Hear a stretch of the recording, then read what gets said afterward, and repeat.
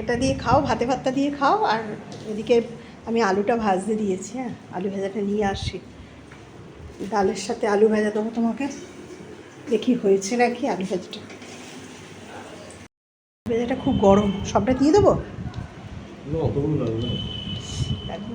গরম আছে, দিচ্ছি। আমার টিফিনটা গোছাতে হবে। সকালবেলা রান্নাঘরে এসে আগেই আমি ভাতটা বসিয়ে দিয়েছি। আর এদিকে দেখো, আজকে আলু পটলের ডালনা হবে, তাই পটলটা ভালো করে ভেজে নিয়েছিলাম। পটলটা ভালো করে ভেজে একদিকে রেখে দিলাম, আর আলুটাও আমি সেদ্ধ বসিয়ে দিয়েছি। আলু পটলের ডালনা করার জন্য জিরে, তেজপাতা, শুকনো লঙ্কা ফোড়ন দেবো, তাই সেগুলো সব বের করে নিলাম। আর এদিকে কড়াইয়ের ডালটা আমি বের করে নিলাম। অনেক দিন কড়াইয়ের ডাল হয়নি, তো সেই জন্য ভাবলাম আজকে বরঞ্চ কড়াইয়ের ডাল করি।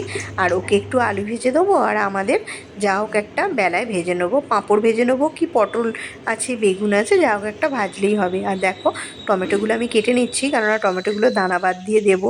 তো টমেটোগুলো দেখতে লাল, কিন্তু খুব বেশি নরম না। অনেক সময় আমি আলুর সাথে সেদ্ধও করে নিই। তরকারিটা বসাবার পর আমি আবার দেখি আদা বাটা নেই, তো কি করা যাবে। টমেটোটা ভালো করে ভাজতে দিয়ে টমেটোটা নরম হোক ততক্ষণ, তো ভাবলাম একটু বরঞ্চ আদা আমি কুড়ে দিই, ওই গ্রেটার দিয়ে কুড়ে দিলাম, কেননা আদা বাটতে গেলে সকালবেলা টাইম হতো না। তো দেখো, টমেটোগুলো আমি সব দানা বাদ দিয়ে কড়াইয়ের মধ্যে দিয়ে দিলাম, একটু নুন দিয়ে ঢাকা দিয়ে দিলাম।